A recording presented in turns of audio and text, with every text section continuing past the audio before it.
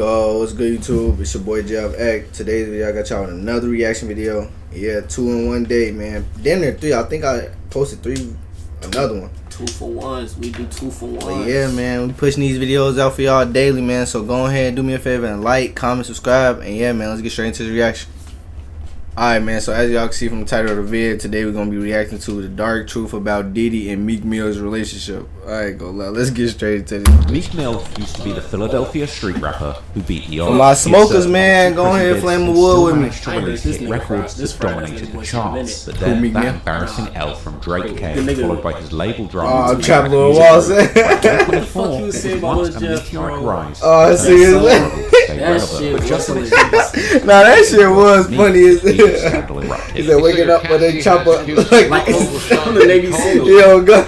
Wake up in the morning like it's time to go kill. Yeah, sweet with that. But in a lawsuit made public today, Cassie says there was a pattern of control, drug use, and encounters. Multiple Diddy shit get crashed down wilder on and the dealer, wilder. alleging everything from trafficking to domestic violence to assault. And in the midst of this legal firestorm, Rodney Jones, Diddy's former producer, who spent over a year in the music mogul's inner circle, would drop perhaps the most explosive lawsuit of all. A 73-page bombshell that turned the world of hip-hop upside down with a damning footnote suggesting that P. Diddy actually had a relationship with the Philadelphia rapper. Hold up, wait a minute. Y'all thought Diddy was half the damn celebrities. The breadcrumbs were laid out, and internet execs Man. them directly to Meek's doorstep. As these allegations against Diddy's multiplied like a bump on the corner of his lips, the public began scrutinizing the true nature of Meek and Diddy's relationship with fresh eyes. And as social media sleuths dug deeper, it became clear that the clues had been hiding in plain sight all along. Hey, what's up, King Son?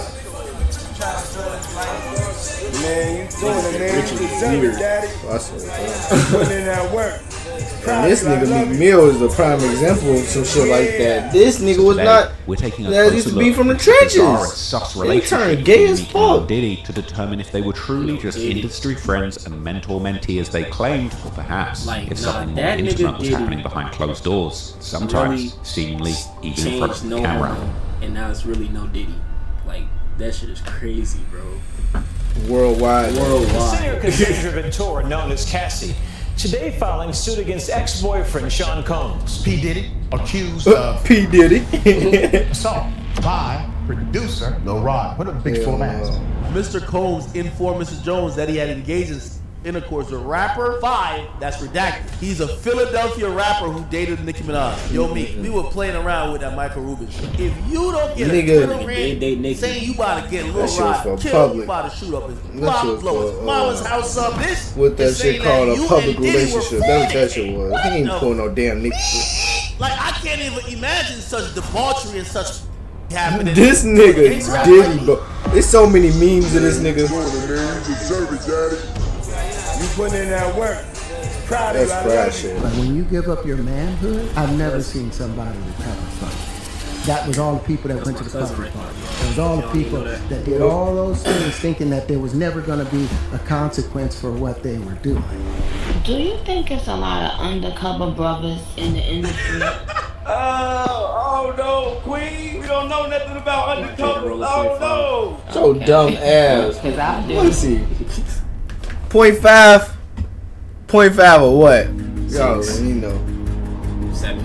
You see, Sean Diddy the Diddler Combs has The long Diddler Combs! Oh my god! Or great careers. The Diddler Combs! So for young Hey, artists, he just came up with a new nickname for this ticket nigga. to exclusive circles, industry connections, and the kind of mentorship that no streaming revenue. Right. And for a street rapper Lock his like ass Meek Mill, up too. fresh out Lock of his prison ass on up weapons and drug charges, Diddy may have represented a bridge between the block and the boardroom. He was looking for someone to come on board and have his back, but not in the prison set. The timing of their connection couldn't have been more perfect for Meek. For one, he was still relatively unknown outside of Philadelphia's underground scene, having spent years grinding through mixtapes and dealing with legal troubles that could have ended his career before it really began. His 2008 arrest on drugs and gun charges had resulted in a probation sentence that would haunt him for nearly a decade, making industry connections even more crucial for legitimizing his transition from the streets to mainstream success. The two most likely crossed paths after Meek inked his deal with Rick Ross's Maybach music group in 2011. 2011. Since Diddy and Rose had been running in the same circles, this connection put Meek within the splash distance of hip-hop's billion-dollar boss. What made this relationship particularly significant was the cultural cachet that it represented. Diddy wasn't just a successful businessman, he was a symbol of black excellence in an industry that had historically exploited its artists. So for Meek, who had watched young men in the hood like himself fall victim to the streets, he narrowly escaped that fate himself. I didn't find out Diddy represented the ultimate validation he truly made it out of the trenches. I ain't gonna lie, me either.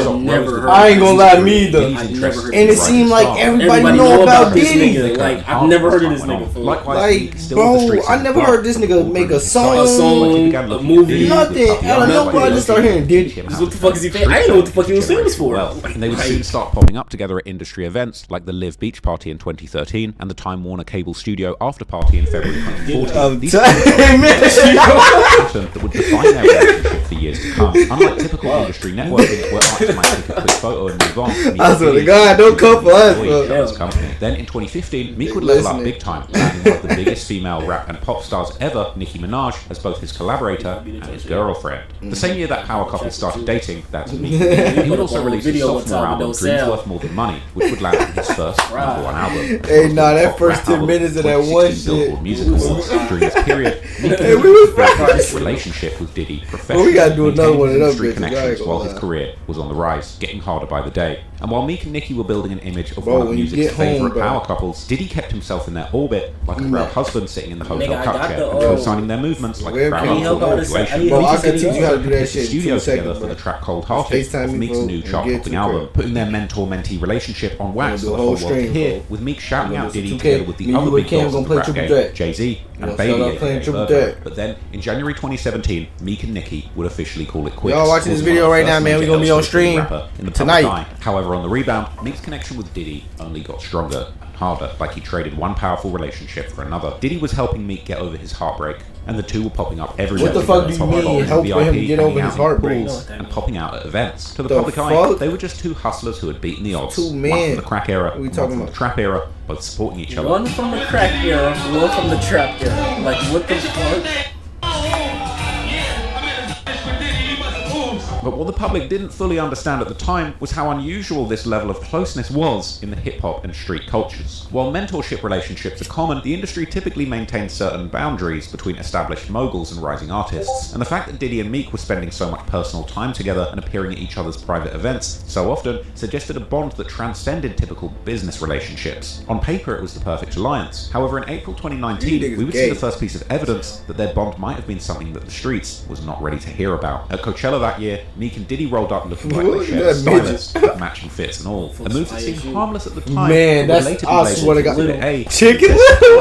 Opinion. The picture of their matching outfits quickly made its way online and started circulating. I told a story time. I should have said that. Chicken Little. A few side eyes, nothing career-threatening. Just two rich dudes with the same stylist who couldn't keep their hands off each other, right? But the thing is, this wasn't just a one-off situation. And a month later, in May 2019, footage emerged from what seemed like a casual hangout at one of Diddy's properties. The video showed Meek taking a little dip in Diddy's pool, and the clip itself seemed innocent enough until Diddy spoke. Man, you doing it, man. You deserve it, daddy.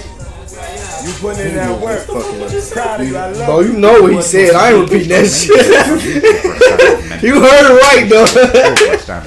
You heard it right, but for just sure. Like he fits in the photo, this footage made the rounds in the blogs, raising some eyebrows and causing relentless clowning. But it eventually disappeared. That's what he said. Internet That's what he said. Celebrity content goes to die. What no one knew at the time was that these seemingly innocent interactions would later come out in a much darker light.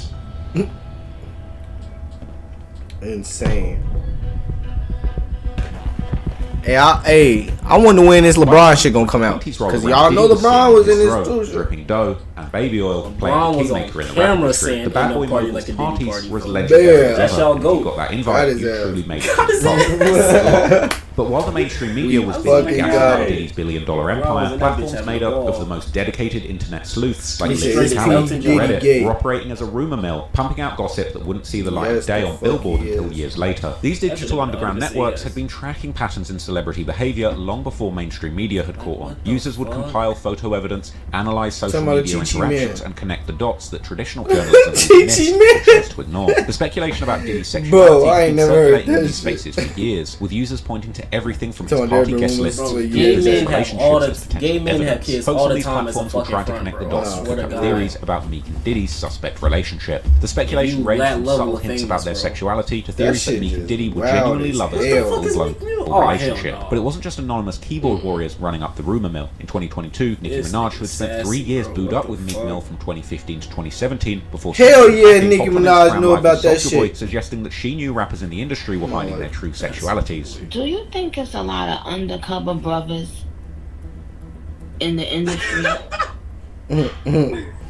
Oh no, Queen.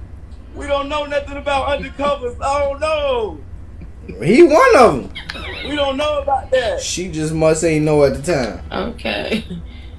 Cause I do. Now at the time, later, people speculated that she might well have been talking about Diddy and Meek all along. People just figured that Nicki was doing what Nicki does best, stirring the pot and keeping her name popping. While all this chatter was bubbling in the digital streets, though, Meek was doing business as usual with Diddy. The man was still publicly stepping out with Puffy, appearing at his events and letting him play Big Homie in his career, and perhaps letting him play elsewhere. If he was aware of the rumours, he showed no signs of concern. Whether this was him being oblivious to the whispers or simply betting that they would never reach the mainstream is impossible to know, but what is clear is that he made a choice to maintain his close association with Diddy that, looking back at now, might have been the biggest career L he could have possibly taken. But Meek wouldn't realise just how costly this mistake would be until February 2024, when the Diddler's allegations finally came to light. This thing been on trial since February 2024. It's been that long, King.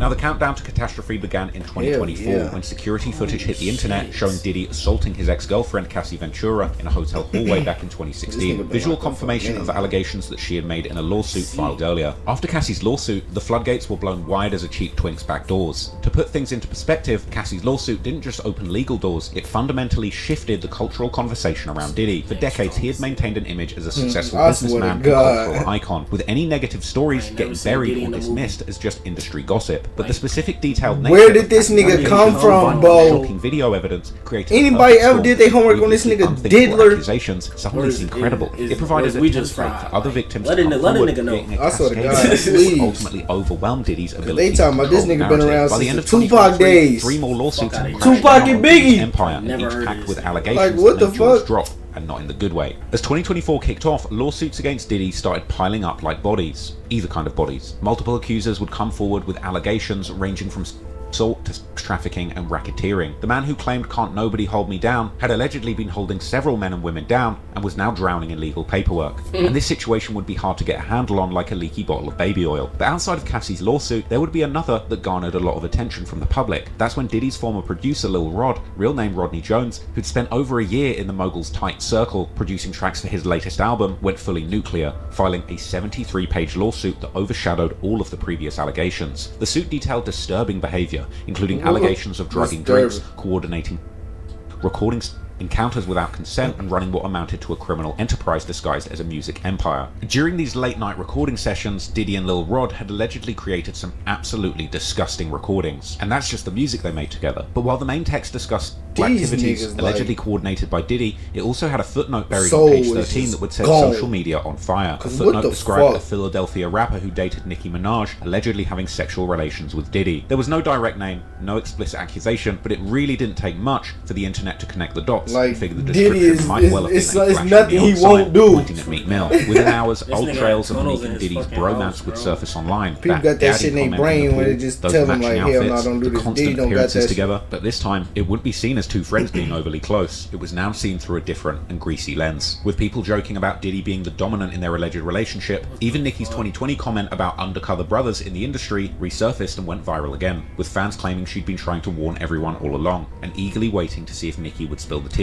Now, Nicki's comment carried extra weight because of her unique position on the situation. As Meek's ex-girlfriend, who had been intimately involved in his life during the climax of his relationship with Diddy, she would have insider knowledge about the dynamics that the public never saw. Meek would try to defend himself almost immediately after the allegations surfaced. What followed was a series of tweets seemingly designed to affirm his straightness, posts that ironically came across as desperate rather than convincing. In one tweet, Meek would brag about having twice a day when he had a woman around. He would follow that up claiming he was gangster, and then threaten to trash anyone who played with his manhood, anyone but Diddy, I guess. But these attempts at damage control fell flat. The internet turned into a digital firing squad with Meek as the target. Fans cooked up AI-generated tracks with Meek's voice spitting bars about his alleged activities with Diddy. Dream chases. I hope they forgive me for what I did with Diddy. Real street forever. That shit sounds cool. Yeah, no. Every social platform, users getting increasingly creative in their mockery. Diddy Bang Bang is crazy. Diddy a movie poster parody titled Diddy Bang Bang, playing off the classic film Chitty Chitty Bang Bang, a much more explicit implication, and another describing Meek and Diddy as booty brothers. Meek's bad boy dreams were quickly turning into nightmares, and his comments section became a battlefield that he just couldn't win, with fans relentlessly talking about Diddy, you or Diddy, or you Diddy. Hey, what the fuck? The saddest development was when audio of two men aggressively going at it hit the web, with everyone claiming that it was Meek and Diddy making the kind of hits that you won't find on Billboard. But Meek's humiliation wasn't just coming from anonymous internet trolls and meme pages. Soon enough, actual celebrities started piling on, common behaviour for a Diddy party, turning what was already a public relations nightmare into an industry-wide roasting session, again, common practice at Diddy's parties. The first big name to take shots was Andrew Tate of all people, the straight alleged would waste no time jumping into the fray as soon as the allegations surfaced. Tate quote tweeted his own months-old post about avoiding famous people because they're all gay and weird. Ironic coming from the once self-professed hey, see, that's true as hell. I fuck with how Andrew Tate moved, back at Tate, bringing up the influencer's own legal troubles with trafficking allegations, Tate doubled down, making it clear he was just asking questions about what everyone else was already talking about. A bit rich coming from a man who spends most of his time shirtless with his attractive brother, but okay. By May, Meek had had enough. He would make what he thought was a smart move, unfollowing Diddy on Instagram, but it backfired completely. This apparent attempt to distance himself was actually that was gay, triggering another wave of mockery, and with that, and like they blood brothers, for they just rich as hell, again, just like and they do training like they do boxing. Who had a completely unrelated beef with Meek, and then say some gay ass shit for the jugular with a tweet. I already know Trap World Ross look gay. This look gay. He don't get no bitches. This nigga get no badges. A few days later, he would also go on Instagram Trap World Ross. This the shit he like to do because he is 60 overall with no badges. Back to Meek. And Meek Mill. Don't go outside. Ain't Diddy playing your pussy hole? Huh? Ain't Diddy you and your ass? Why you on my tweet around the Maybach truck? But while Meek was busy defending himself from Twitter trolls, he also had to deal with getting clowned by his longtime arch nemesis. Academics. He gonna make sure he fry your business out to the world. See, if there's one person in the public eye who's been on Meek's helmet, apart from Diddy, it's DJ Academics. The media personality and streamer had been beefing with Meek for years, with their feud dating all the way back to 2017 over Academics supposedly not promoting Meek's album properly. By 2020, Meek was publicly trying to cancel Academics, even threatening to put a hit on him. When somebody who gets hit by men is threatening to send hitmen, you know you're in trouble. This was a threat serious enough that Academics reportedly contacted the police in response. Just remember that Meek Mill is nothing but a hypocrite. And again, yo, I don't know if you have issues with 6ix9ine, you clearly do, you don't want to address him. You got issues with Nicki's man, you don't want to address him. You got issues with Nicki, you don't want to address that. Cool, I get it. Ack is supposed to be the dude who, like, yo, you could just get everything off on. Cool, I'm just trying to tell you that, bro, like, I'm just not into being bullied. So if you got like some tough that you have to do, keep it that way. Just stop snitching on yourself. Stop telling the world you're greenlighting people and just do what you have to do. Because right now, like, when you say green lighting, I send that to the police. I'm gonna be honest with you. So, when the Diddy Meek allegations hit in 2024, Big Academic saw an opportunity that he could not pass up. Within hours of Lil Rod's lawsuit hitting the internet, he was live on Twitch, going through the entire 73-page indictment page by page. And when he reached the footnote describing a Philadelphia rapper who dated Nicki Minaj, Academics immediately stopped scrolling and connected the dots to Meek, with his audience gobbling it up, like a complimentary buffet tray during a Freak-Off's halftime. Mr. Combs informed Mr. Jones that he had engaged in intercourse with a rapper. Say something back. 5, that's redacted. Look, 5. He's a Philadelphia rapper who dated Nicki Minaj. Yo, Meek, we were playing around with that Michael Rubin. If you don't, you've been tweeting about everything on planet Earth. If you don't get a Twitter rant saying you about to get Lil Rod killed, you about to shoot up his block, blow his mama's house up, this saying that you and Diddy were fornicating. What the? Meek? Ack went full prosecutor mode. He would roast Meek for tweeting about everything under the sun, except these allegations about him and Diddy getting freaky. Yo, Meek, now ain't the time to be talking about switches on the street. They want to know if you're a switch hitter. That's what we want to know. We ain't talking about switches on guns. Are you a switch hitter? That's all we want to know. But he wasn't satisfied with just discussing the lawsuit. He would go on to dig up tweets with every interaction between Meek and Diddy that suddenly looked suspicious as hell. Look up the pool video. What happened in the pool? Oh, him belly flopping? Meek Mill pool. Oh, the fries on the lap? Nah, that was epic. That was epic. The fries on the lap was crazy. Man, you doing it, man. You deserve it, Daddy. You putting in that work. Daddy is the craziest clip of all time. Especially like all the history that rebuilt up to this shit. It's kind of like a daddy post. And then they posted that shit. They posted that shit. Feel me? The stream racked up millions of views on Twitch and over 400k on YouTube, with clips spreading across social media faster than a freak-off rash. It's the fact that that shit went over motherfuckers' heads when he posted that shit. Academics I would have seen that shit. Now, this is where things get really like, gang. Warned academics to stop mentioning his name. Right. I would have been the first one to comment like, we seeing this shit? He thought, yo. On him quick than Diddy flipping over Meek, suggesting that Meek was only angry before the speculation about his sexuality hit too close to home. What followed was an intense battle between the two on social media. Academics called Meek washed up, and the two would continue to throw insults at each other. By March, Academics was claiming that cops showed up at his door, allegedly called by Meek himself, who ironically built his brand on anti-snitching anthems. Later that month, Meek had apparently had enough and would block Academics on X. On the flip side, Academics would declare victory instantly, boasting that he'd out-tweeted the infamous Twitter fingers himself. The internet would diss Meek for taking an L from a media personality and streamer, and the streets really don't play victim now, booty assassin. Academics is trolling with the block button, and could walk out with a million of people comments would gonna always be about being undefeated, Diddy's bro. booty call over the next months.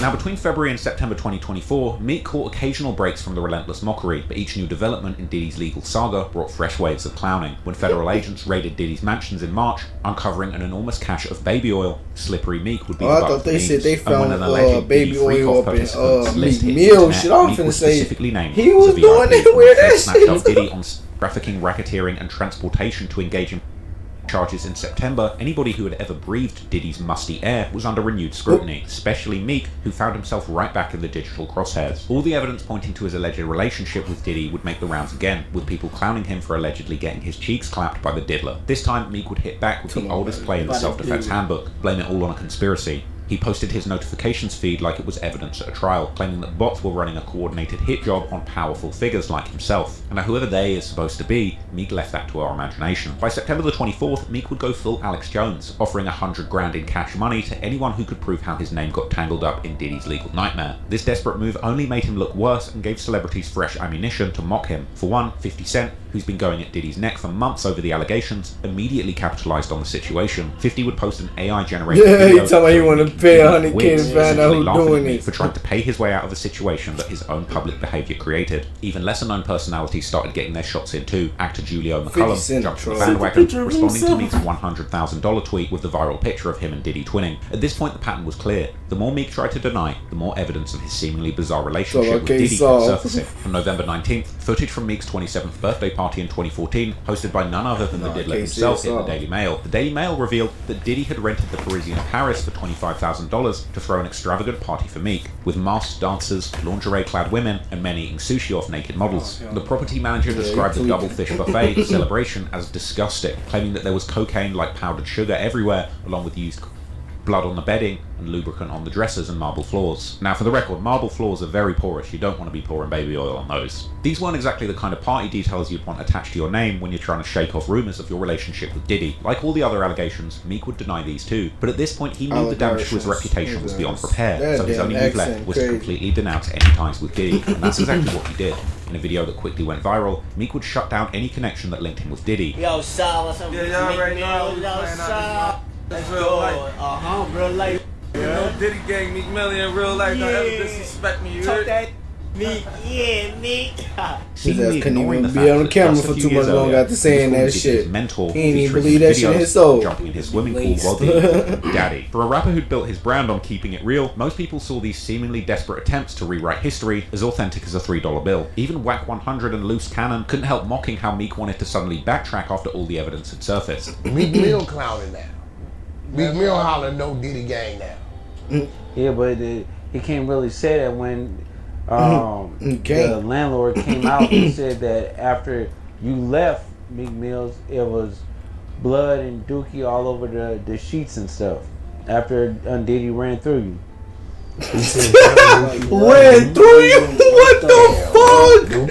Hey, they After years of studio sessions, VIP lounges, and matching outfits with his daddy Diddy, Meek suddenly wanted the world to believe that they were barely acquaintances. But was he really just another industry acquaintance in Diddy's extensive network?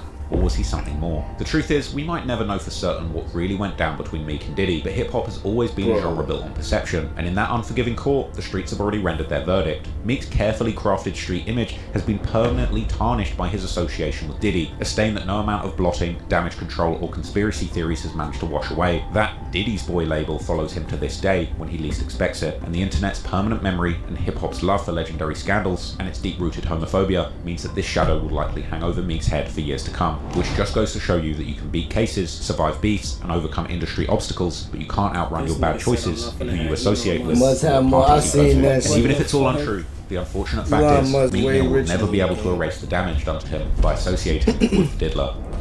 With the Diddler. Like, this nigga's he is. He's a villain. A gay villain. Insane, man. Prison, notorious rolling 60s man. Of Crip, Big U would learn.